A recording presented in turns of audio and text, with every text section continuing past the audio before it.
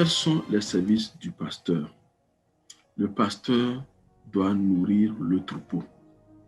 Il doit l'abreuver. Il doit le faire reposer. Il doit les guérir des blessures. Le pasteur doit posséder une relation personnelle avec le troupeau. Le pasteur doit connaître ses brebis individuellement, comme le Seigneur connaît ses brebis. C'est la marque même de sa relation avec son troupeau. Lorsqu'une brebis est égarée, le pasteur fait tout pour retrouver cette brebis et la ramener. Même si c'est sur les réseaux sociaux que cette brebis est égarée, le pasteur est celui-là qui doit aider celles qui sont dans les besoins. Quel est leur besoin? Quel est ce besoin-là que les brebis recherchent en étant sur les réseaux sociaux? C'est le rôle du pasteur de chercher à aider ces brebis à répondre à ce besoin-là. Le pasteur doit aussi pouvoir corriger celles qui sont dans l'erreur.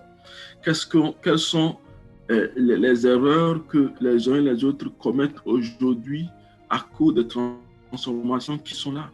Le pasteur doit pouvoir corriger ces erreurs. Mais si ce pasteur lui-même ne le sait pas, si ce pasteur ne sait pas de quoi il s'agit, ce pasteur ne sait pas quel est le besoin que la brebis poursuit en allant là-bas, en allant sur les réseaux sociaux, en se connectant aux réseaux sociaux, si le pasteur ne sait pas comment développer une relation avec cette brebis-là qu'il ne connaît que sur les réseaux sociaux, vous voyez bien que le travail du pasteur va beaucoup souffrir et sa fidélité au Seigneur ne sera pas parfaite et adéquate selon les standards de notre Dieu.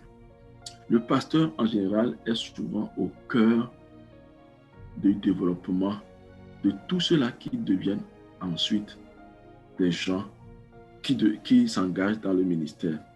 Bien souvent, le ministère du pasteur est entouré de beaucoup d'honneur parce que c'est lui, en quelque sorte, qui gère la maison pendant que tous les autres font un travail autour de cette maison.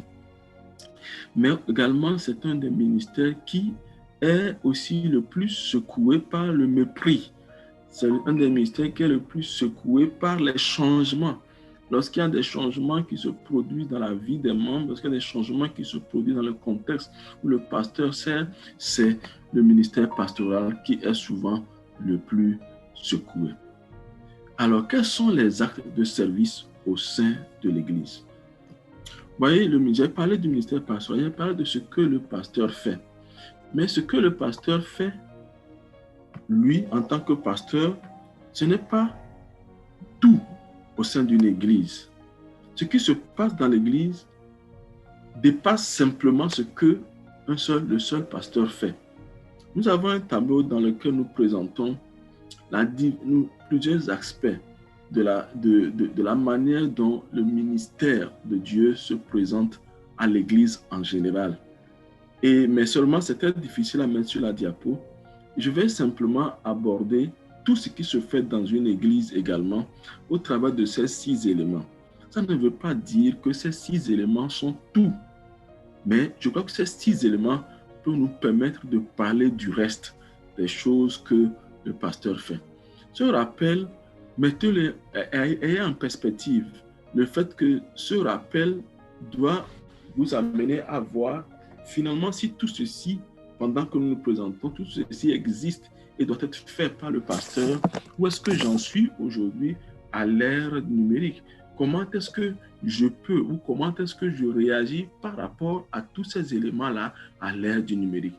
Je catégorise tout ce qui se passe au sein de l'Église autour de ces 6 éléments. L'adoration, qui comporte l'organisation des cultes, l'organisation des programmes de l'Église, et la gestion des finances, la collecte, la gestion des finances, le temps de qualité que les gens passent au sein des différents programmes de l'Église. L'évangélisation, la possibilité de partager la bonne nouvelle autour de nous en tant qu'Église, dans notre communauté, la possibilité aussi de faire connaître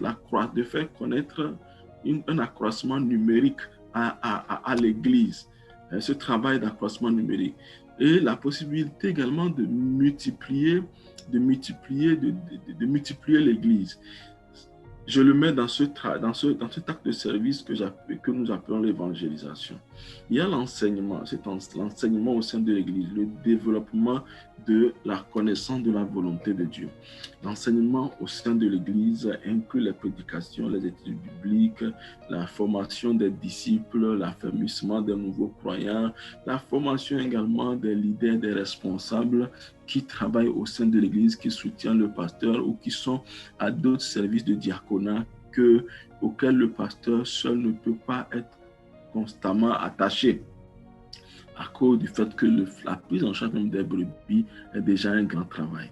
Il y a un autre élément des actes de service au sein de l'Église, les œuvres sociales. Vous savez, la Bible déclare dans la prière du Seigneur, donne-nous le pain de ce jour. Le Seigneur le fait au travers de l'Église, le Seigneur le fait au travers des croyants, et ça fait partie des services qu'une Église locale a le devoir de rendre. Beaucoup de gens parlent de la justice sociale, la vraie religion. Le Seigneur nous parle de la vraie, l'apôtre Jacques nous parle de la vraie religion dans ce sens. Les œuvres de foi, notre foi est une foi réelle, elle va se manifester à certaines œuvres qui vont démontrer qu'effectivement cette foi est réelle, et l'Église a la responsabilité de démontrer cela par la lutte contre la pauvreté. Dans les livres primitifs, on nous a dit qu'il n'y avait pas de pauvres parmi eux parce que l'Église avait un système de gestion de cette pauvreté. La prise en charge de ceux qui sont sans défense, ceux qui sont faibles, que ce soit les veuves, les orphelins, les couches vulnérables comme les enfants, les jeunes, etc. Tout cela fait partie de ce grand service de l'Église que nous appelons les œuvres sociales. Ensuite, nous avons le domaine de la communion. Une église est une communauté. Il y a le fait que des gens viennent ensemble pour former une communauté.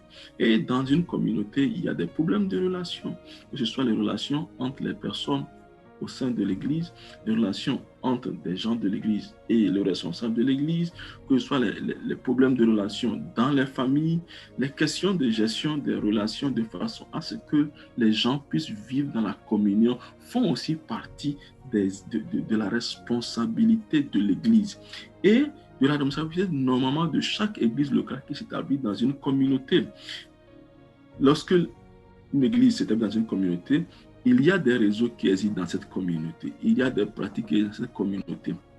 Et la charge de la communion amène également l'Église à pouvoir prendre en charge les questions de mariage, de décès, de naissance, les relations, l'éducation des enfants, les relations au sein des familles, la gestion des conflits, la gestion des institutions, même de l'Église qui crée la communauté de l'Église.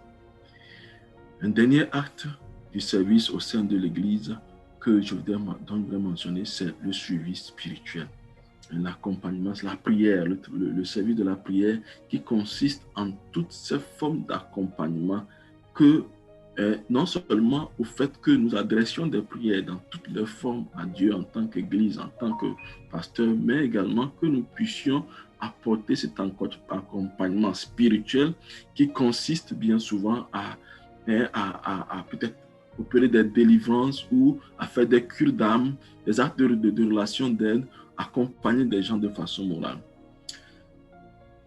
L'Église est une institution très importante dans la société.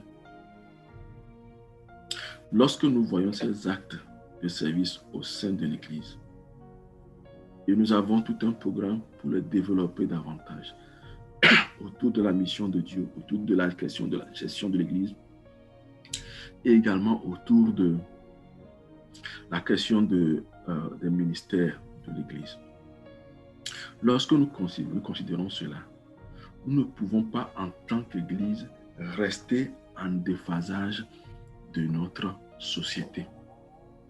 Parce que toutes ces charges que le Seigneur nous a confiées influencent directement la société dans laquelle nous sommes. Ça influence la vie des hommes, la vie des femmes, la vie des jeunes gens dans une société. Une société où il n'y a pas d'église, une société où il y en a. La différence est totale. Aujourd'hui, beaucoup de gens parlent de l'enlèvement, beaucoup de gens parlent du soulèvement de l'Antéchrist au travers de tout ce que nous vivons et de façon si confuse, les problèmes de COVID-19. Ces éléments, l'Église a une responsabilité de les impacter. L'Église, donc, a aussi la responsabilité de s'assurer que ce qui se passe dans l'ère du numérique ne passe pas au-dessus de sa tête, mais que elle-même, elle puisse piloter cela. Les actes de service au sein de l'Église que le Seigneur a confiés à une Église locale simple sont des actes de transformation de toute une société. Chers pasteurs, vous ne pouvez pas voir la société évoluer dans un certain sens et rester en dehors de cette évolution. Vous devez non seulement vous impliquer, mais également vous devez même veiller à ce que vous puissiez piloter même ce changement. Le travail que l'Église a à faire est un travail immense.